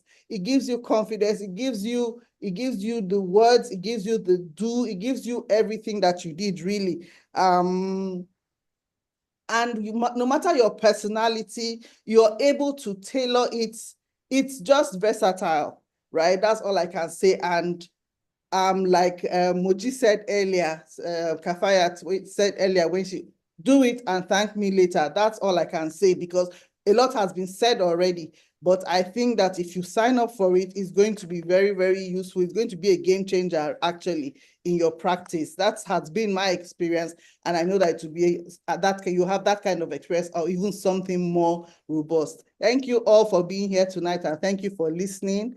I look forward to seeing you during the training. Thank you so much, Ife Hussein, for that. And like she said, let's talk about why this is a done for you. Why is this a done for you? It is because, like somebody asked yesterday, do we get a manual? And I said, yes, we give you a manual. We give you a manual, but we don't want to just give you the manual. We want to train you so that you know how to deploy it. So let me quickly, for lack of time, just tell you what exactly you are getting from this premarital coach training. It is the ultimate done for you. All you need to do after being trained is to show up and offer a truly transformative premarital.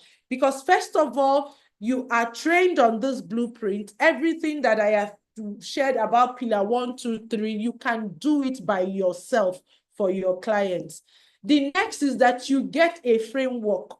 These modules have been prepared from module 1 to 12, that you know what to do each module. Module 1, this is what you do. This is the objective of the module. This is the exercises required. This is the kind of questions. Everything is down in your manual. All you need is just open the manual and do it.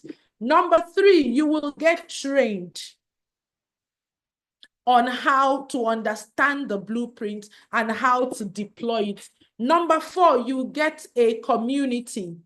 You join a community of people who have been trained to use this framework and blueprint, so that even if you have a question, even if you have challenge, even if you want collaborations and partnership, they already are as trained as you.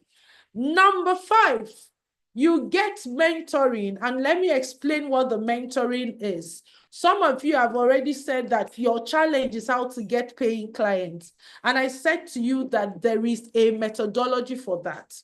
So when you take this training with us and you get your license, you will be mentored. What do we have in place for your mentoring? We have already designed some materials and templates for you to go into the field. Just like I am facilitating a webinar now. The webinar you would need to use to recruit clients has been designed, the slides, everything. Your work is just to carry it, show up and deliver it.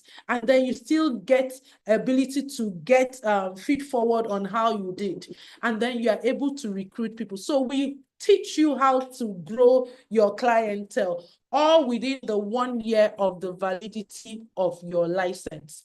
All right. And I think that is one thing that you would find very difficult to get anywhere. And lastly, we have a platform you can use. What does the platform do for you? Some people like Ife Hussein are new, like, oh, I'm just trying to build a practice. I don't yet have my own platform. I don't have my website. I don't have anything, but I'm passionate about family life. I'm passionate about premarital, and I want to learn the ropes before I build mine. The Start Your Marriage Right Academy has a pre-designed platform. The modules of these courses have been pre-recorded. All you do is show up, facilitate the premarital sessions to clients, and get paid facilitation fee. Whilst you're doing that, you're learning the ropes, you're learning how to build your own practice, and you're still earning.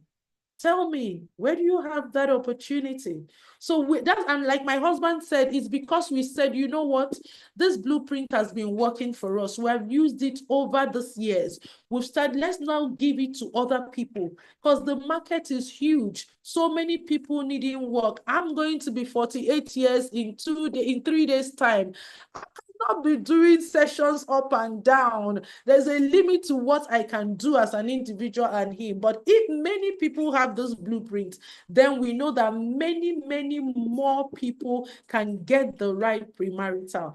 And even if churches deploy this, we can also be rest assured that we will change the trajectory of mainstream premarital coaching. That is why we have put our heart and soul to this, to teach you the blueprint, to give you a framework where, like they said, totally done for you. No hassles, just show up, use your manual and go through the sessions 1 to 12 weeks without any stress. And I think that's one confidence booster many people need to take their premarital to another level, and all, okay? So that gives you certified and licensed. So after your training, you will be able to also help your clients create these documents. I hear a lot of people talking about the intimacy playbook was it for me. You will be able to create it for your clients. When you finish, each of these documents is the centerpiece for each pillar. At the end of pillar 1, you create intimacy playbook for them. At the end of pillar 2, you create their family mandate guide. At the end of pillar 3, you create their family systems guidebook, and you would have the resources to do that. This is 2025. We are currently running the first batch. There are students in class who will be ramping up on the 1st of June. The next batch is starting on the 7th of June, and it will run for another 13 weeks. And the third batch is starting from 15th of September. So you now know where you have. But there is something if you are going to be joining this June. If you want to take this training, get all of this for the ultimate done for you, this is your chance. Usually the cost will cost you 500,000, and I can bet you that is the cheapest for all that it is. Not only do you get trained, you get your manuals, you get 1 year mentoring, you get a platform where you also earn facilitation fees. And if you really are passionate about this, by the time you do your first, second, even your first, because the minimum number of people we take on for a group premarital is 10 couples. So imagine if you're taking the 10 couples and you earn your facilitation, in no time, you have recouped your training fees. But because of this webinar, you want to lock in your spot, you are getting a 20% discount. So you can take the June batch at 400,000, which is equivalent to $250. You want to do a part payment, you can split your payment in twos and make your first installment of 220,000 to join March batch. If you are a couple, a husband and wife team, just like you see that Nedum and I are a husband and wife team, we also have a very special discount for couples, because that is our story, and we would like to encourage couples who are passionate about this field. You can do excellent work as a premarital or marriage coach as an individual, but we also encourage couples because our story is that we've been working together on this field as a couple. So what do we have for couples who are interested? We give them a special discount. One person will pay the full fee, and the second person will pay a 50% discount. So if you're a couple or you are here, you think your spouse is also interested in this, rather than paying 800,000 as individuals for the bootcamp deal, both of you get to pay a 600,000. And I can tell you, you are getting everything that the individuals will get. Is just because we're encouraging couple participation. And you both have to take the course at the same time for this discount to work, okay? And if you're doing a 2-time payment, of course, that is the deal. So I don't know if you're that person who wants to do this. Please, Rayo, can you drop the link in the chat room, or you just scan the code and just quickly go out, check our website, check the, get to understand more about the training. And if you are deeply convinced, you can proceed to check out and grab your June slot. Remember, we are giving you this 20% discount because you are here. Otherwise, you would be paying the full price. Okay? So quickly drop that. Rayo, you want to drop Ifunaya's number as well in case somebody is saying, I want to speak with an agent. I want to speak to somebody. Drop Ifunaya's number as well. So this is just me letting you know that a thriving and effective premarital coaching practice is possible. And together, we can all save marriages, we can all save families, and we can all save our nation through effective family life solutions. Neduma and I are rooting for you. We believe that one of the success of our marriage story is the fact that we started preparing for our marriage intentionally. And we have also seen the people that we have taken through this thriving in their marriages, doing well, and also coming on to help other people. Happy marriages do not happen by chance. They are built intentionally, and it starts from premarital. And if we want to reduce the rates of divorce, we want to increase the rates of godly marriages, we want to be able to raise marriages that will change our society and our world, it has to start with effective premarital. So this 2 minutes after time, I'm so excited to have done this journey with you. I will be looking forward to you joining us in the academy to get trained, to collect this blueprint, to have your access to the manual that will transform your premarital practice. And if you're here, you belong to a faith-based organization, and you know that from what we have been discussing since yesterday, there are serious gaps in your premarital process. Please talk to your leaders, reach out to us so that we can organize trainings for your units, because the more qualified people, the better for everyone. So you see how Junwo was saying it. Just today, we talked about it yesterday. But just today, imagine somebody saying that the reason why they are inviting a guest speaker for a marriage seminar is because they've been married for 30 years. That's not enough. Do you know whether it is 30 years of struggle, 30 years of pretense, 30 years of whatever? It's not enough. So please, we need to do better in our faith-based organizations. We have done marvelously well, no doubt, but there is room for improvement. And if you know that you do not want to invest in developing yourself, please leave premarital, because you will be wrecking souls. And remember, you will be accountable for every soul that comes through you. So make that choice. Get trained, get equipped so that you can do the work that you truly need to do. Rayo, you are sending me the message as a direct message. You're supposed to be dropping it in the general chat group. I'm just saying that you sent it to me.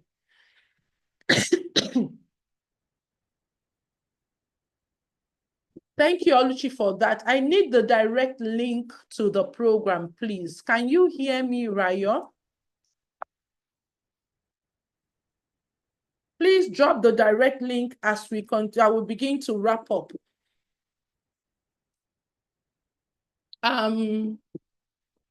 Okay, how much is the premarital coaching? Okay, yes, premarital coaching, the group is 200,000 for the couple if they are making part payment. It is 150,000 if they are making a one-time payment. That is for the group. We also offer it as an individual basis. So please, you want to reach out to us on that number, chat with Ifunanya, let's know the option you want, and then we can direct you to our website where you can make. So that website, www.startyourmarriagerightacademy, has the information you need about all our marriage preparation programs, the coach training, and the individual one. So visit us and let's get this started. Blessing is asking, when will the remaining installment be paid? Usually we expect the remaining installment is a 13 weeks program. And so we expect the remaining installment to be paid at the 7th week. So we give you like half access, like 6 weeks into the program. Then from 7th week, your balance installment is due, okay? So that we're able to wrap up all of the commitments. I think I made a mistake in the website. Ryo, do you want to, okay, let me edit it. So do I have more questions? I will be willing to take our questions. It is www, please, not www, just one W. Somebody, one of the team members can help me do that. Ryo, please drop account details. Blessing is asking for account details. Can we quickly do that? Is Ryo there? Yes, I am. I'm trying. Okay. Any other question I'm missing? I tried to delete it. So yes, if there's any other question, keep your question coming. At exactly 10 minutes after 9, we will end the conversation so that we don't keep you longer. So yes, you've heard from our alumni, you have seen the beauty of it, you know how it will change your practice. Please do not continue to do mediocre work. You can actually change the trajectory of your practice with this.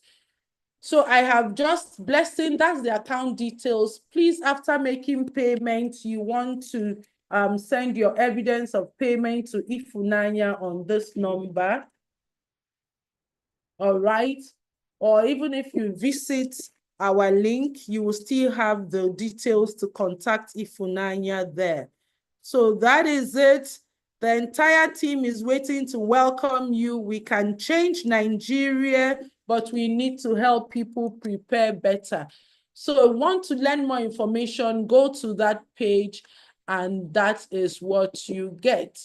I don't know if I have any other questions that I have not attended to because I want to.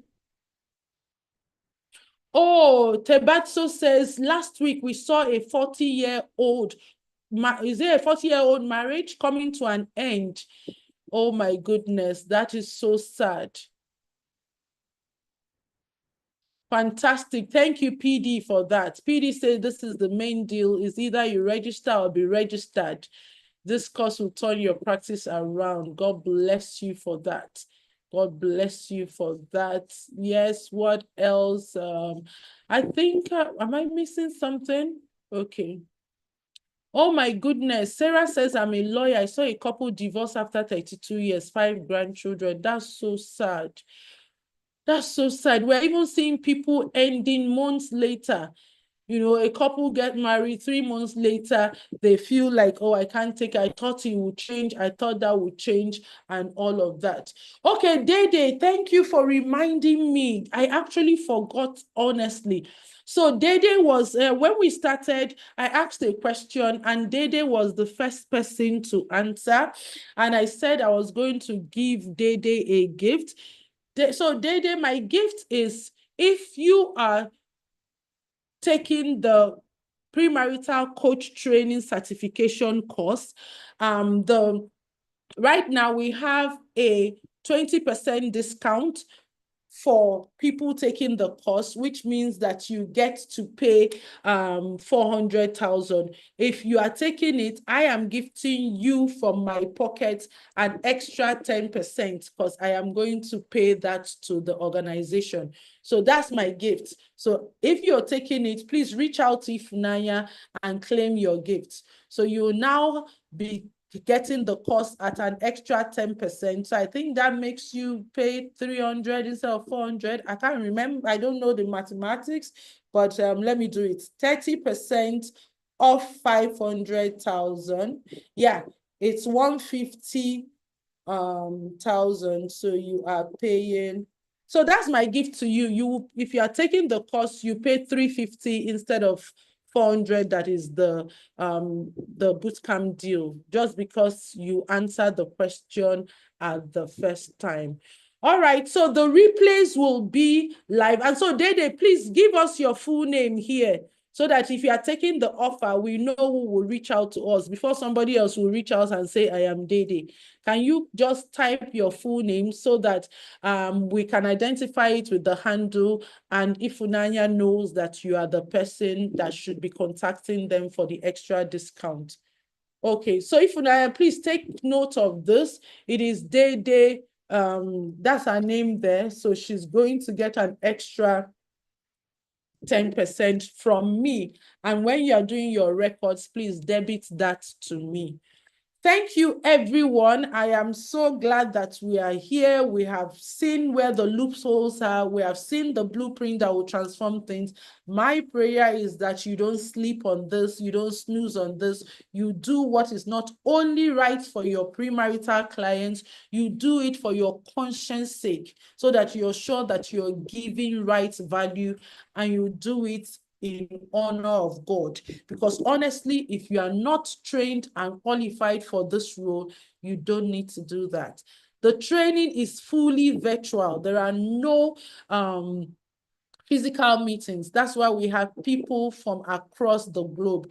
And if you go to our website, you get more details. But let me just let you know that it is fully virtual. It's a 13 weeks program.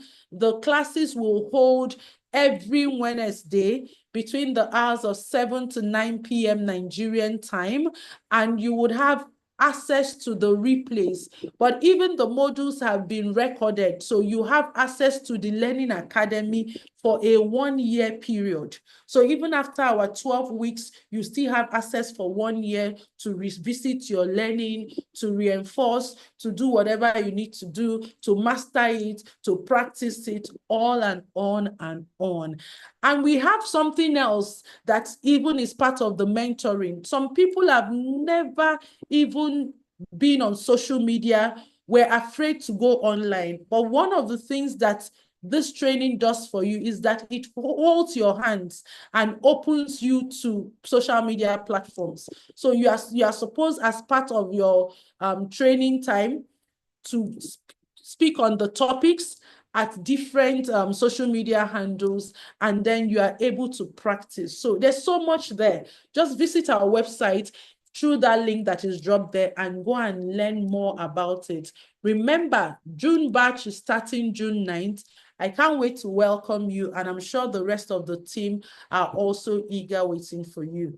On behalf of me, my husband, Rayo, Ifunanya, Daniel, Oluchi, and all of us at the Start Your Marriage Right Academy, we say thank you for honoring our invitation, and we hope that you do the right thing so that posterity will be blessed by the work you do in Premarital. Enjoy the rest of your evening and a fruitful next week.